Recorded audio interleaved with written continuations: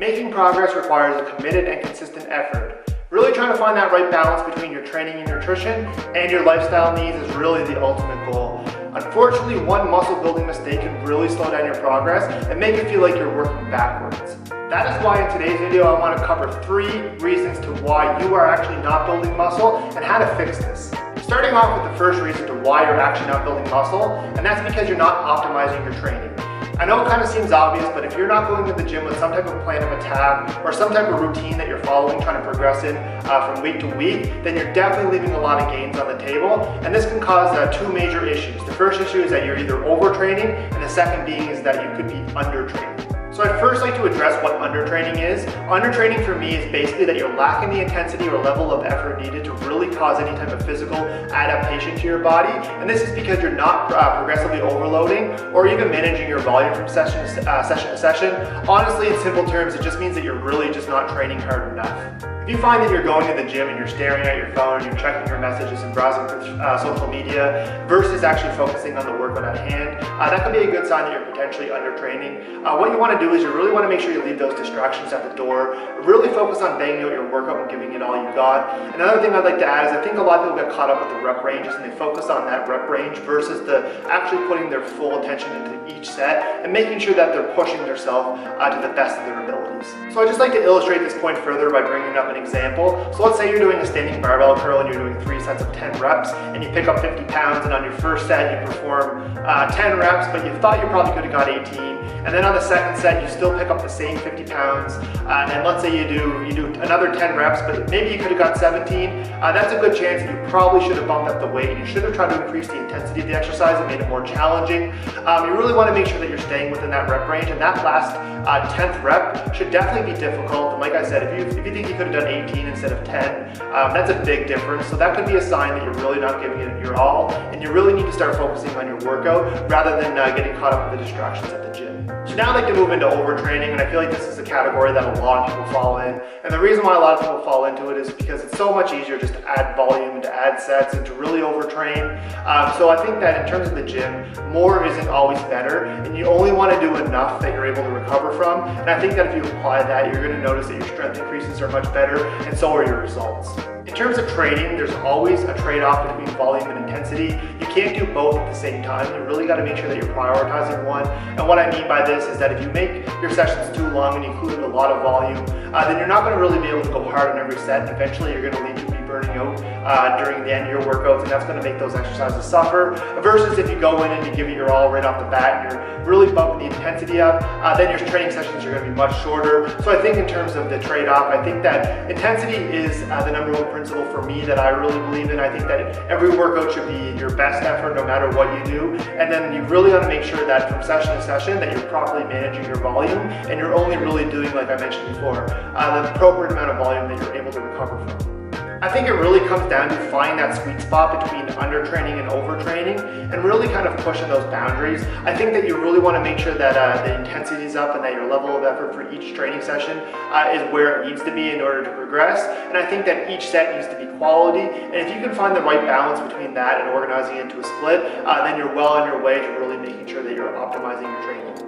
So moving on to the second reason to why you're actually not building muscle, and it really comes down to nutritional inconsistencies. I think a lot of people are eating under a flexible diet or dieting approach, and because of that, they actually take it way too lightly and not track their macros at all, and really start guesstimating, and then they end up getting frustrated and giving up because they're eating a bunch of different things, and it's kind of hard to fit it all within their macros. So I think that people just kind of take that concept too lightly, and I think a flexible dieting approach, I'm currently eating under a flexible dieting approach, but I'm making sure that I'm filling it with nutritional choices that are really nutrient dense and foods that I'm able to actually digest well and that are really going to optimize my muscle building process versus just kind of fitting everything in that I want to fit in. I think that's a totally different approach.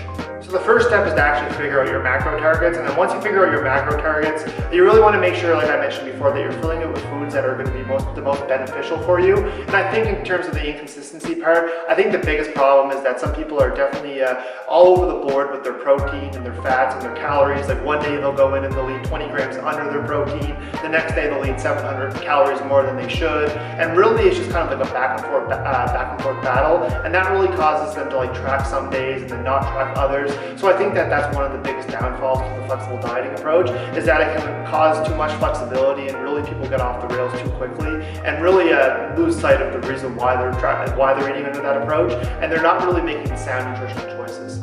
Another thing I'd like to add with the nutritional inconsistencies, I think that it's really important that you set up some type of variance. And what I mean by this is, let's say you're aiming to eat 200 grams of protein per day. Allow yourself to eat about 5 grams over or under. So really your range for protein you're not aiming to get 200 grams, you're really aiming to get 195 to 205. And that kind of gives you the flexibility needed. It kind of allows you to fit a little bit more things in. And then you're not getting stressed out by hitting that number directly on the target. I think that is one of the biggest problems, that people get too caught up with actually that single number versus just kind of like a variance. So that's something that I started implementing into my diet, and I found that it's made a big difference just for my overall mindset and my approach to the flexible diet. I think another thing that really victimizes people in terms of the flexible dieting approach and just being really inconsistent with their nutrition is just the fact that some days they're on their diet and other days they're not. They're following a plan and then they choose not to follow the plan. And this back and forth can really lead to a lot of inconsistencies in terms of making the adjustments that you need. And then if you're not properly tracking your calories, you're not properly making sure that you're hitting a certain range, then it can make it very difficult to understand what the scale is doing and what your body's doing. So I think in terms of just when you're doing a plan or you're doing some type of flexible dieting approach, that you really be true to yourself and you really be honest to what you're eating. Even if you're having a bad day or you're having a good day, you want those days to be both tracked, so then at least you have an understanding of how your body responds. So I think that in terms of people going on and off diets, I think you just really need to decide what approach works best for you and really stick to it. Now moving on to the final reason to why you're actually not building muscle, I call it the weekend warrior. And what I mean by this is if you're on a typical 9 to 5 Monday to Friday schedule, you're really following your training, you're following your nutrition, you're doing everything that you can to really optimize your results from Monday to Thursday. However, when Friday comes and you're off work, you're looking to order takeout, you're making plans to drink with friends and go out on the weekend.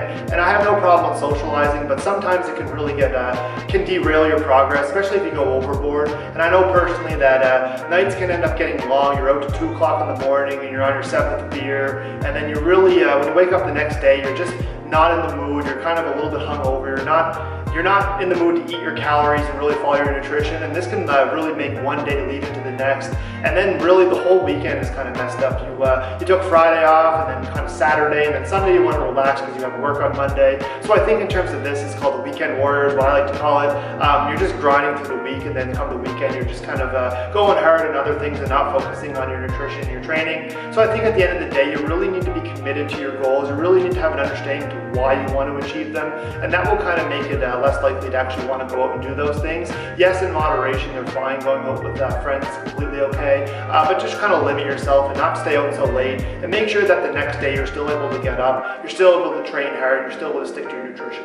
So that's going to conclude the top 3 reasons to why you're actually not building muscle. I just wanted to highlight some of the ones that really stuck out to me. So if you find yourself guilty of maybe the training and the nutrition or whatever, just kind of self-assess yourself and figure out what areas you're doing well at and what areas you can do some work, and really kind of break that down to really further optimize your results. Like I said at the start of the video, I think the most important thing is really trying to find that right balance between your training and nutrition and your lifestyle. If you try to go overboard with something and it doesn't end up working out, end up getting overwhelmed, and it doesn't meet your lifestyle, then your chances of actually sticking to a program or sticking to some type of diet is not going to be very good. So I think that balance is key. So like I said, I hope everybody got something out of the video, and definitely really assess yourself to see what areas you could improve on. Don't forget to subscribe to my channel. I do have a lot of great, exciting content in the works, and that's planned for 2020 that I really want to share with you guys, and I want you guys to be a part of. So make sure to hit that subscribe button. Also turn on the bell notifications as well. I do release 2 videos a week. I have been doing that for a little bit now, and I will be doing that going forward in 2020.